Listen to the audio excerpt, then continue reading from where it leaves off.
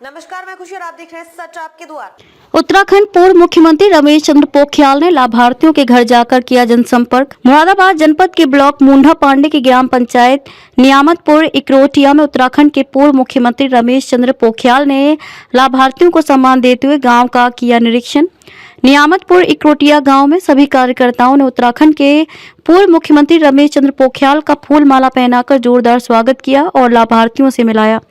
जहां जाकर उन्होंने लोकसभा प्रत्याशी परमेश्वर लाल सैनी के लिए लोकसभा चुनावों में वोटों की अपील की। उत्तराखंड के पूर्व सीएम रमेश चंद्र पोखरियाल ने गांव का निरीक्षण कर लाभार्थियों से बात करते हुए पूछा कि आप लोगों को सरकार की योजना का लाभ मिल रहा है या नहीं। इसके बारे में लाभार्थियों ने कहा कि हम सभी लाभार्थियों को सरकार के सभी योजनाओं का लाभ मिल रहा है और हम बहुत खुश हैं। हम 2024 के लोकसभा चुनाव में पूर्ण बहुमत से भारतीय जनता पार्टी को जिताकर नरेंद्र मोदी को तीसरी बार देश का प्रधानमंत्री बनाएंगे। मीडिया के सवाल पूछने पर उत्तराखंड के पूर्व मुख्यमंत्री रमेश चंद्र पोखरियाल ने कहा कि जैसा माहौल इस समय देखने के लिए मिल रहा है और जनता इतना प्यार दे रही है, इस बार पक्का है कि 2024 के लोकसभा चुनाव में संबल लोकसभा को पूर्ण बहुमत के साथ जिताकर प्रधानमंत्री नरेंद्र मोदी को देश का तीसरी बार प्रधानमंत्री बनने से कोई नहीं रोक सकता।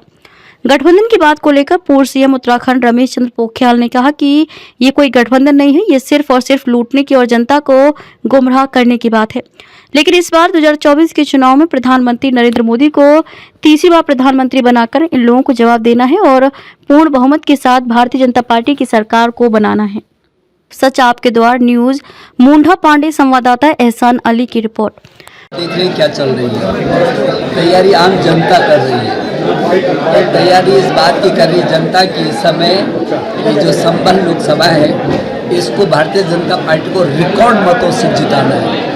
आपने देखा कि अभी हम लाभार्थियों के घर जा रहे थे और कैसे भावुक होकर के लोग कह रहे थे कि अभी पहली बार देश के इतिहास में गरीब को मकान मिल रहा है, गरीब को शौचालय मिल रहा है, गरीब को फ्री राशन मिल रहा है, गरीब को फ्री गैस कनेक्शन मिल रहा है, गरीब को फ्री विद्युत कनेक्शन मिल रहा है, गरीब को आयुष्मान भारत मिल रहा है, उसकी जिंदगी को बचाया जा रहा है। तो मुझे लगता है किस तरीके से लोग भावुक हो रखे हैं और जब हम जा रहे हैं तो बोल रहे हैं अब मोदी जी को हमारा प्रणाम कह दीजिए और कह दीजिए वही हमको प्रधानमंत्री चाहिए।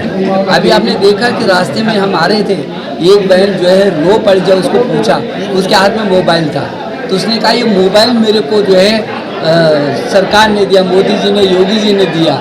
तो जब उससे पूछा क्या ये करे थे वो बहुत भावुक हो गए, रो पड़ी। तो ये जो भावुकता है, ये जो लोगों के आंखों में जो खुशी के आंसू है, ये इस बात को साबित कर रहे हैं कि ये जो 2024 का ये जो चुनाव हो रहा है वो उत्तर प्रदेश में एक तरफा मतदान करके और मोदी जी को भारत का प्रधानमंत्री फिर तीसरी बार लोग देखना चाहते हैं। और ये संभल लोकसभा पहली बार हम ऐतिहासिक विजय प्राप्त करेंगे, जो मैं माहौल देख रहा हूँ। और निश्चित रूप में लोग एकजुट हैं, चाहे वो किसी जाति धर्म का क्यों नहीं है, सब लोग एकजुट हैं। क्योंकि जिन लोगों को सीधा सीधा लाभ मिला उनके मन में है कि कांग्रेस ने क्या दिया, ये सपा ने क्या दिया, बसपा ने क्या दिया। पहली बार मोदी जी दे रहे हैं, योगी जी दे रहे हैं। ये सब कुछ जो है, हम जिस घर पे हम गए थे वो कह रहे थे कि 20 साल से हम ऐसी परिवार पन्नियों के नीचे रह रहे थे और आज हमारे पास लाखों रुपए का मकान दे दिया, उसकी चाबी हमको दे दी। तो हमारे लिए तो भगवान है मोदी जी, योगी जी भगवान है। तो कुल मिलाकर के जो माहौल आपने देखा है वो माहौल ये बता रहा है कि हम भारी बहुमत से इस लोकसभा संबल को जीतने वाले हैं। और उत्तर प्रदेश में एक तरफा मतदान होने वाला है, एक तरफा। लोग कल्पना भी नहीं कर रहे होंगे, सारा उत्तर प्रदेश एक तरफ। योगी जी ने वैसे भी कानून व्यवस्था को बनाया और मोदी जी ने देश भर में जिस तरीके से अंतिम छोर पर रहने वाले व्यक्ति की चिंता करने से लेकर पूरे विश्व में भारत को विख्यात कर दिया, आत्मसम्मान दिया है।